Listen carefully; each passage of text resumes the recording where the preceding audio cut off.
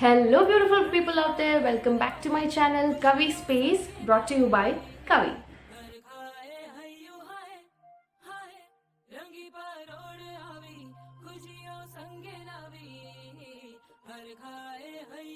So as we all know, it is a season of festivals coming, right?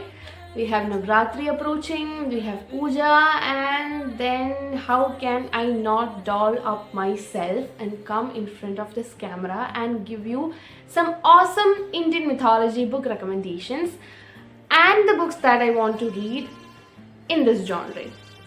It's totally impossible, guys, because Indian mythology has always been such a comfort genre for me, and I love it so much. Like, right from my childhood, okay, now this is storytelling time. Right from my childhood, my father has told me stories from Ramayana, Mahabharata, and even Bhagavad Gita. And every year, we religiously read out Ramayana at our home. My father and mom, both of them, read it out loud. And I still remember my father. Every time he reads out Ramayana, he finds some new stories and he tells it to me and my sister. So right from childhood, I have this thing towards Indian mythology. Also, I am so much, I just love watching Indian mythological serials like Sri Krishna. Then we had Mahabharat. Then we had Ramayana, and even we had certain few Hindi other serials like Devon Ke Dev Mahadev, which was translated, dubbed in Malayalam as Kailasanathan. And then we had Ayyappa stories, serials on Ayyappa stories, and we had stories on serials on Krishna. So all these things have duly affected me, I would say influenced me, and that's the reason why Indian mythology has always been a comfort genre for me. So without any further ado, let's get into the video and check which are my Indian mythology recommendations for this Navratri.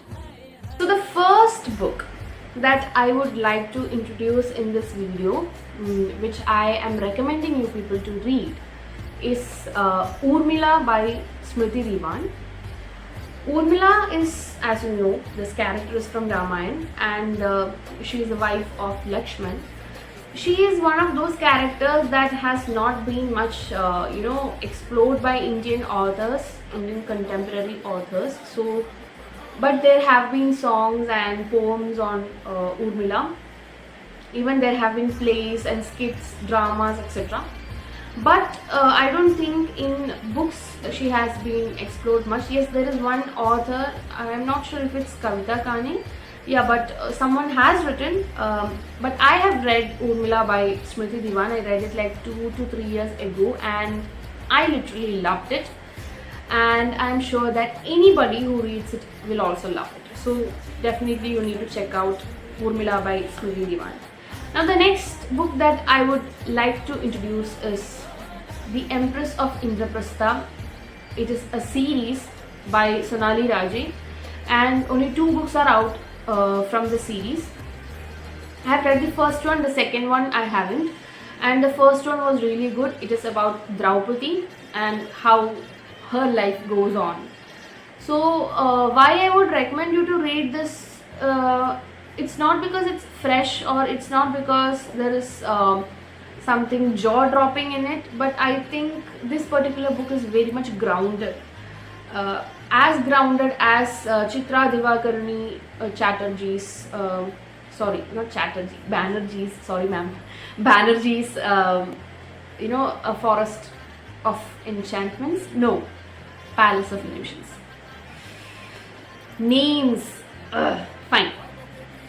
So I was saying Sonali Raje's An Empress of Indraprastha is as grounded as Palace of Illusions by Chitra Divakarani Banerjee, and the language is really beautiful. It is like beginner friendly, but one thing that you have to remember is if you are reading any of these books, Palace of Illusions or An Empress of Indraprastha, you need to know the story of at least Draupadi. If not the whole story of Mahabharata, you should know the stories of Pandava, and you should know the story of Draupadi, how her life went on, etc. etc. So this is the second author that I wanted to recommend. Moving on, another book that I loved while I was exploring Indian mythology as such is Devayani.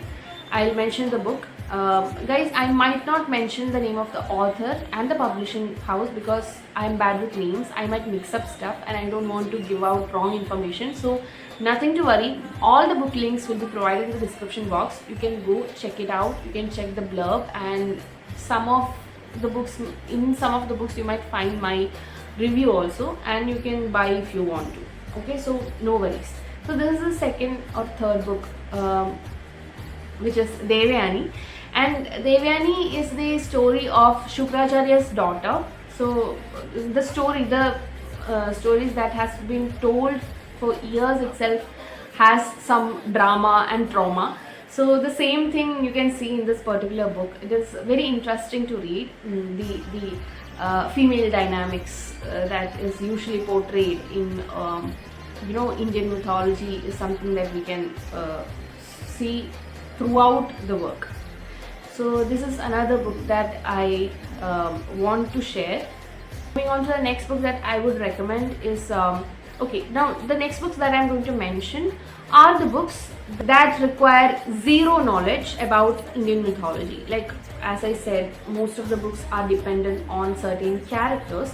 So if it is about Sita, you have to know Ramayana. If it is about Draupadi, you have to know Mahabharata. And if it is about Ahalya, again you need to know Ramayana.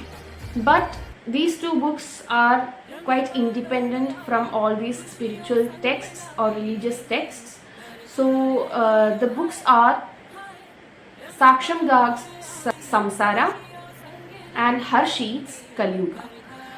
Both these books came out recently, okay, in the market, and I haven't read Kali Yuga, but I have read Samsara, and Samsara is really a good beginner book for people who are getting into Indian mythology, who want to try Indian mythology, who want to experiment with this genre and find out their comfort zone. You would definitely love it. I don't want to give much about the book because I think giving out a small detail would give out the whole thing of the book. I'm not talking about the climax, okay, what I mean is the setting and ambience. So these two books are here. Also, my another go-to author in Indian mythology is Chitra Divakarni Banerjee. I mentioned about her earlier. Her two books that are in my list. First one is A Palace of Illusion that I have read. Palace of Illusions, I have read it, and I kind of liked it again because it is very grounded. It is very you can feel the depth of emotions of the character in the book. And the second book is A Forest of Enchantments, which is a story of Sita, which I haven't read, so definitely I want to read it. No person, I am giving you this word, no person from my generation has ever not heard of this name and his book. It's Amish Tripathi. His works are like seminal works in Indian mythology for my generation. And it started off with the Shiva trilogy, and I would say I enjoyed the Shiva trilogy a lot, and I would recommend it to anyone because Shiva trilogy is something that is not much explored area in Indian mythology or mythological fiction. Even if you have zero knowledge about Indian mythology or even about Shiva or his history, anything, you can definitely go for these books because you're gonna get everything from it. Okay, the start, the end, the middle, everything. So this is something that I recommend. The next book or series that I'm recommending to you is also written by Amish Tripathi. It is Ramchandra series. It is based on Ramayana. If you ask me that whether I recommend you to read it, I would say no, because I personally did not like Ramachandra series much. I have my own reasons. Maybe because I have heard a lot of Ramayana stories, and I have this reinforcement of stories, and I have a mental caricature of how Ram would be, how Sita would be, how Ravan would be, and the way Amish has portrayed it, it's like way far from what my imagination is. So maybe because of that I cannot recommend that every other person, especially people who thoroughly know Ramayana, might not like it, but you can definitely give it a try. Okay, I'm going to mention about that series which I badly want to read. I have its physical copy with me and I cannot wait to read. This is Sati series by Koral Das Gupta, and the 4 books are Kunti, Ahalya, Mandodari, and there's one more character, Draupadi. Yeah, I have books here. So these are the 4 books: Kunti, Draupadi, Ahalya, and Mandodari. I definitely want to try them. I definitely want to read them, and these books have been doing really great in the market. Lots and lots of people are saying good things about it, so I have high hopes, and I hope I will read it. But you can definitely check it out. Even if I haven't read, I'll be definitely doing a review on these books.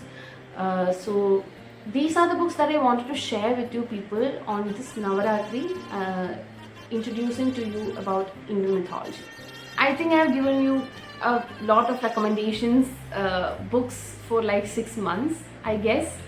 But yeah, definitely try reading them, okay? And they are worth reading. If you don't like the plot or story, you will definitely love the language. I'm definitely sure about it. And I'm not going to say anything like we should know our culture and you should read it. If you like to read, if you want to read, go ahead. And if you don't want to, totally fine, no issues at all. So wishing you all a happy Navratri and Dashera and Puja, okay, whatever happens at different parts of India. All warm wishes, sending you all warm wishes from Kavi and Kavi's family, and hope to see you in another video super soon on Sunday. Till then, stay healthy, stay hydrated, and take care of yourself. Read 5 pages a day if possible. That's all. Bye.